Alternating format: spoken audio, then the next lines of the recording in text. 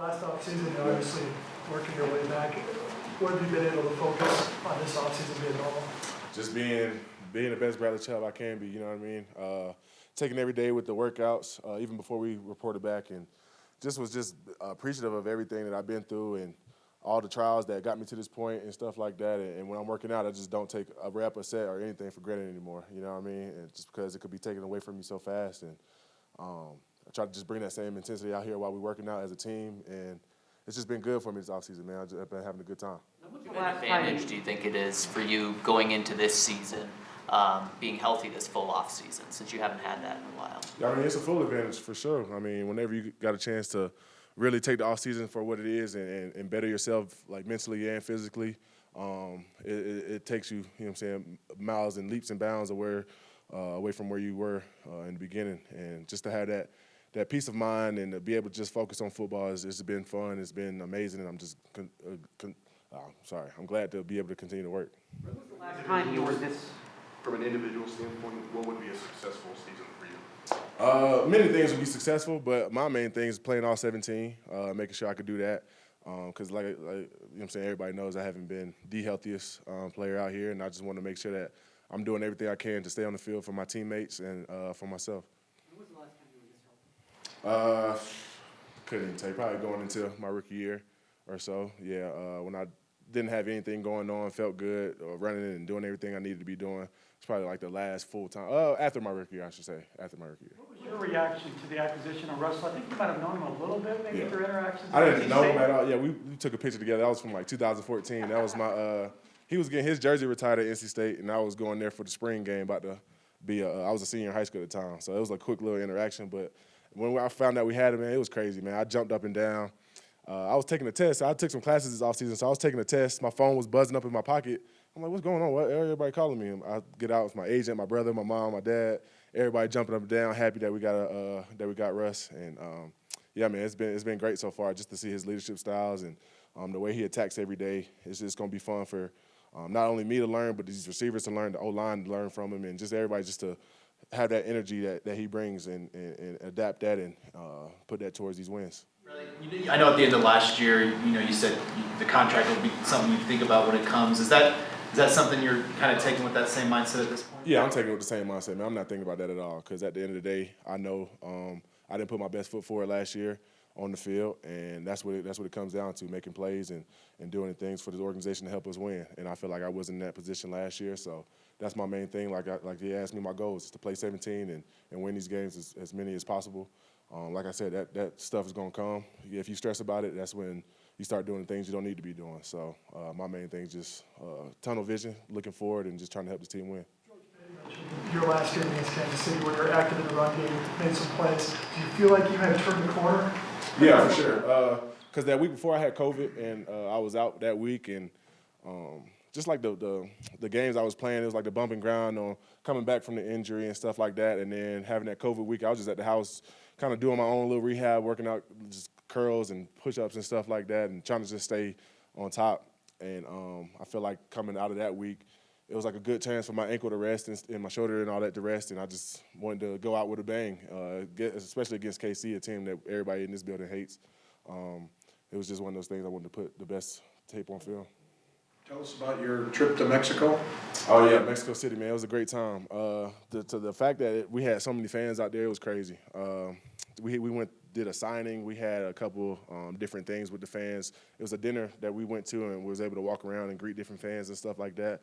Just the energy and all that out there, it was amazing. I hope we get a chance to play out there pretty soon. Are you close to finishing your degree now when you went back? Or? Yeah, I got a couple more classes, so I'm getting there. I promised moms, that, you know what I mean, that I was going to finish when I signed, so I got to keep that promise. But it's not going to be probably this year. It's probably going to be a little bit next year or so. What would your degree be in? Sociology. What was that like going back? It was weird at first, man. Being in the classroom, I'm walking on campus, somebody might stop me. Are you Bradley Chubb? And yeah, keep it pushing and stuff like that. But it was good. It's for sure hard to stop something for 4 years and go back into it. But it was one of those things. It was kind of like learning something new, kind of like a hobby type thing. And I had a good time out in Raleigh. I always treat me good out there, so it was a good time. The sky's the limit, man. The sky's the limit. You see just we watching film now on just like the stuff we did good and bad last year, and just to see how explosive he is off the line, and he's hitting tackles, bending them backwards, making them buckle when they come to making guards buckle when they come to pull them, and disruptive in the run game, getting picks and all that. And I just feel like if we play on that same level together, it's going to be, you know what I'm saying, the sky's the limit. So I'm excited to get on the field with him, get moving and learn and bounce ideas off each other and just get this ball rolling. What are your first impressions of what Coach Evero is doing? Luckily for us, it's kind of like a lot of the same schemes and stuff, but just like a couple of verbiages things in here a little bit different. But for the most part, guys are picking up on it quick. I mean, it's not like too different from what we've been doing in the past, because Coach EJ did spend time with Vic out in San Fran. So it's a lot of the same stuff, just different verbiages and stuff like that. We're just going to have to pick it up fast and make sure we all on one page. They have the first. How important was it to get Josie and Kareem back recently? Huge, man.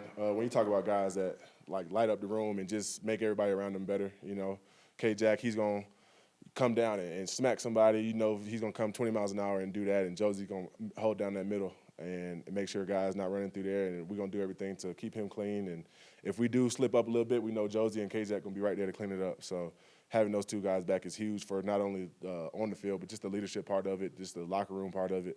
And I'm glad to see those guys back in orange and blue. Bradley, how have the first few days with Coach Hackett been, and how have your interactions been with him? My interactions all been positive with him.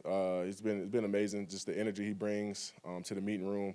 First meeting, we got guys shooting hoops against each other. I'm not going to tell you who won and lost, but 31 didn't do so good. But, yeah, so it was just fun just to bringing out that competition in everybody, allowing us to be us and just go out there playing carefree and not worried about, what's this guy doing, because we're all going to be right there together, and that's his main message, is keeping it together and win that Super Bowl. That's our main thing. How much would it mean for you to restore kind of this franchise's glory? You've talked about that you've been a leader, you've been a core guy, but it has not obviously translated to winning seasons. How much would that mean, and does it feel like you're kind of on the precipice of that? Yeah, for sure. It does feel like that for sure, that we're right on the cusp of it.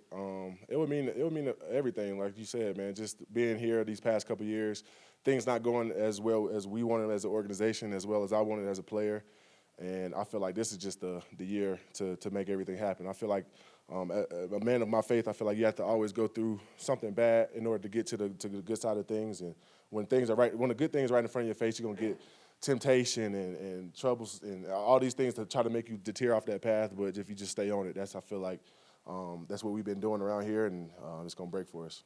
How have the injuries, have you not gotten discouraged by the injuries or gotten, well, what I'm have not been even gonna lie to you and say I didn't.